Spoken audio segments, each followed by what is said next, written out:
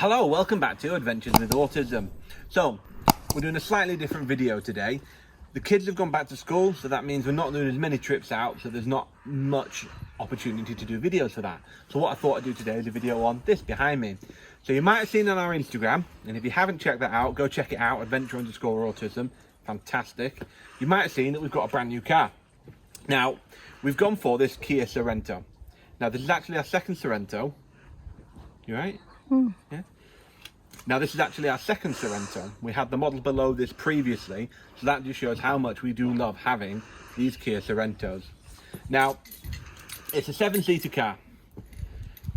What I'm not going to do in this video, I'm not going to go through and do a full review of this car. I'm not a motoring channel, that's what those channels are for. Instead, I'm going to look at this car from the perspective of using it as a family car with 3 kids, 2 with additional needs. So the first thing to say, like I said, it's a 7-seater car. So you might be asking, why have I gone for a 7-seater car instead of a 5-seater? So you might be thinking, why have I gone for a 7-seater car instead of a 5-seater? I've only got 3 kids, there's 5 of us in total, dog could go in the boot. 3 reasons: safety, space, and flexibility. Now, first reason, safety. Now, it's very difficult to find a car that will fit 3 full-size car seats across one row. There are a couple out there. I wasn't a fan of them. So instead, we've gone for a 7-seater. What that allows me to do, I can have 2 seats on one row, a 3rd seat on another row. Now, the other one is space. 7-seater car. However I have this car laid out, there's always loads of space. We'll have a look at that in just a second. Finally, flexibility. With those 7 seats, I can drop them however I want. I can have 2 in the back, 1 in the middle, 2 in the middle, 1 in the back, drop one of the seats. There's always loads of options for space.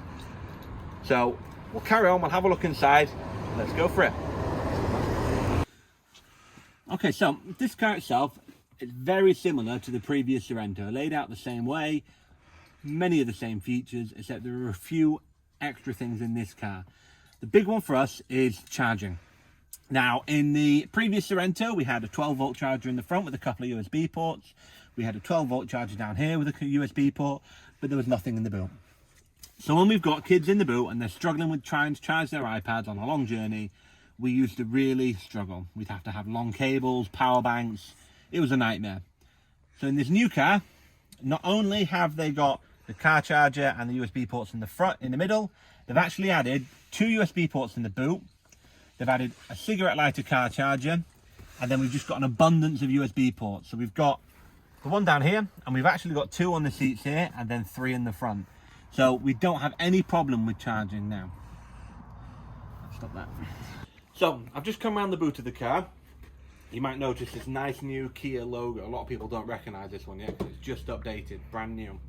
I'm just going to come in and open this boot. So this model, it comes with the power tailgate. Now this has been a lifesaver. Trying to get this to open, I can use the key to open it. It just makes life so much easier. Couldn't imagine life without this power tailgate now. What I thought I'd do is just come in, open this boot and have a look in. And you can see here, even with the 2 back seats up, I've still got a reasonable amount of space.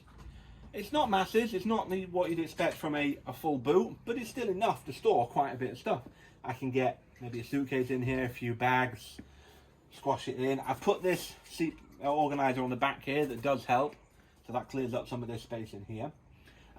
What we can do, if we do need to go out with Robert's wheelchair, we move one of these seats to the middle row and we drop this back seat, and then that wheelchair will slot in there really easily. And we found, because the previous Sorento, same layout, slightly smaller but not by much, we found we could fit everything in there really easily. The only thing we're going to have to be careful now, it's a brand new car, I don't want to ruin it when I get things in. That's going to be the difficult bit. So, let's go for a drive. Okay, so, we're in the car now, let's go for a drive. I turned it on. You might notice there's no engine noise. So if you looked into the description, you'll actually see this car's a PHEV, a PHEV. It's a plug-in hybrid electric vehicle. So what that means is it's got 2 engines, 1.6 petrol, a 13.8 kilowatt hour battery. So let's set off and you'll see how quiet it actually is.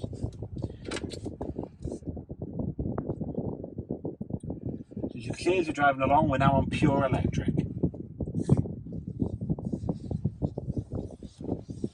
So the plug-in hybrids They differ slightly from a normal hybrid. So in a normal hybrid, you can only travel a mile or two on the electric. So you use it for start, stop, setting off, etc. You plug in though, you plug it in overnight, as it says, you can drive about 30 to 35 miles on just electric. So that means school run, driving around town, we're just going for a quick drive around town now, I can use all electric. So that means the fuel economy shoots up.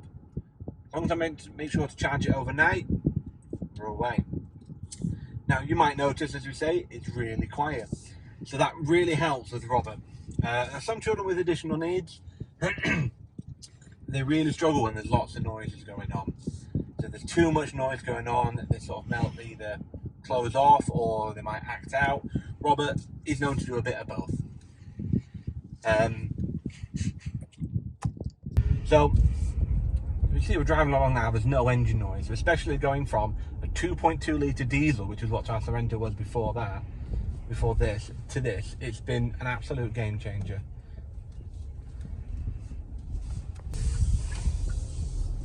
Okay, so you see it's really quiet. Even when the petrol engine kicks in, it's still a lot quieter than our diesel engine. So for Robert, it really helps. It promotes a more calm environment. It's quiet. It's nice. Okay, so a few changes in the car. If you notice here, we've got a nice big screen. We've got a full 10.5 inch digital display here. I've got a full digital display here, and I've even got a heads-up display. So when I'm driving, I can see my speed things without even having to look down. It's great. So I'll just get around this corner.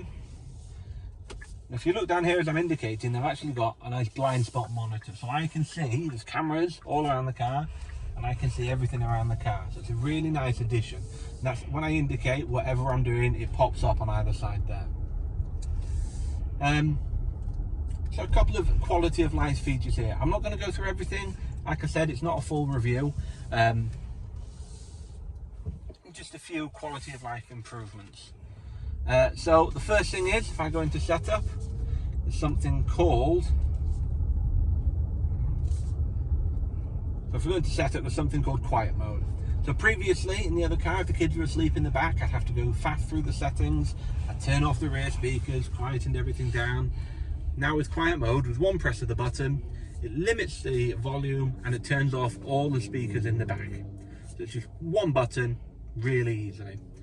The next thing to say is this passenger talk. Now, in the previous car, trying to talk to people in the back was a nightmare. I'm facing forward, they couldn't hear me. They're so far back, they couldn't hear me. It was an absolute nightmare. With passenger talk, it uses the microphones in the car and it broadcasts my voice through the speakers to all the other seats. So it makes talking in the car much, much easier.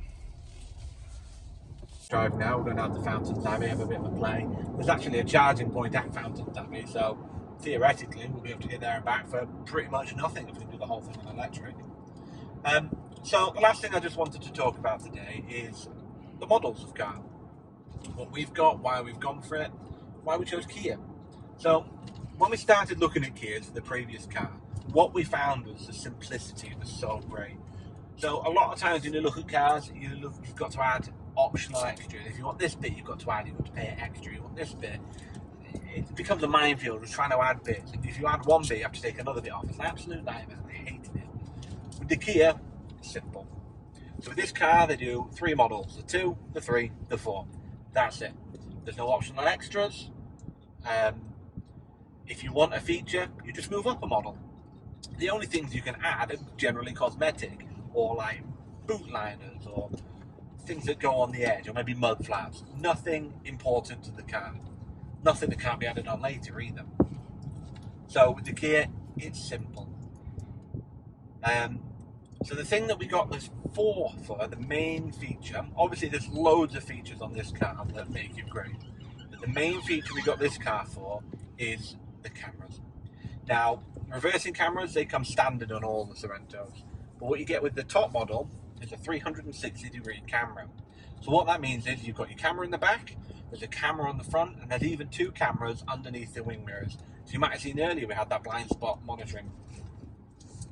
That's what uses those cameras for. As I'm driving, I can press this button, and you can see here, I can access my cameras. So as I'm driving, it's limited what I can access. I can see in the back, I can see, you can see here, I can see all around the car.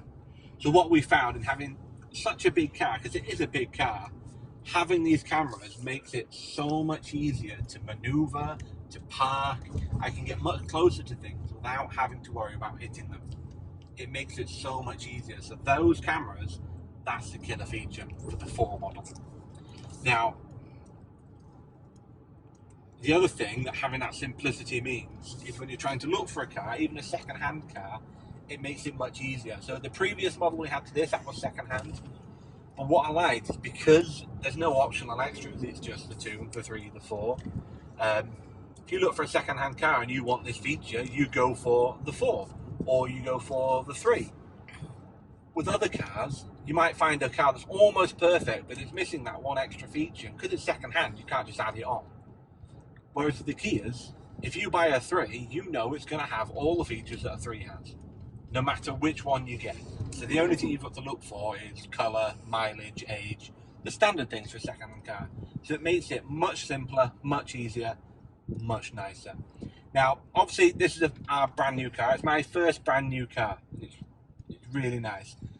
Like I said, it's that PHEV. It's not cheap. It's around £54,000, this car. However, the extra money that we're spending, because we've got it on a finance deal, the extra money we're spending on a month, we should make that back in fuel costs. So obviously if you're using electric a lot, we won't use that fuel. There's no tax for the first year on this one.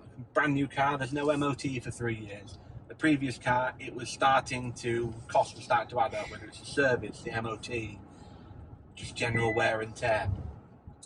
The great thing about Kia, though, you get that 7-year warranty. Very little work I had to do on that previous car was chargeable, apart from wear and tear, brake pads, tyres. It was all covered under the warranty. So that 7-year or 100,000 mile warranty on any Kia is fantastic. I would really recommend it. As we said, this is our second Sorento, and we'll probably go for, in a couple of years, we'll go for the next Sorento. So I really can't recommend this car highly enough for a large family. They do the Sportage below this, so if you've got a slightly smaller family, maybe 2 kids, that's perfect as well. But Kias in general, they've been absolutely fantastic. So I hope this video has helped. If you've got any questions, please leave a comment. The one thing I will mention, as I'm filming this video, you've got the fuel shortage. It isn't really a shortage, people are just panic buying. I feel like I've picked the perfect time to buy this PHEV, because I'm running on electric. So I just charge it at home. It's great. So, one other advantage. I think maybe in a few years' time, as a second car, we probably will get an electric car. Just for me, a smaller one. But in the meantime, this car's perfect. So, I hope to see you in the next video, and we'll speak to you later. Bye.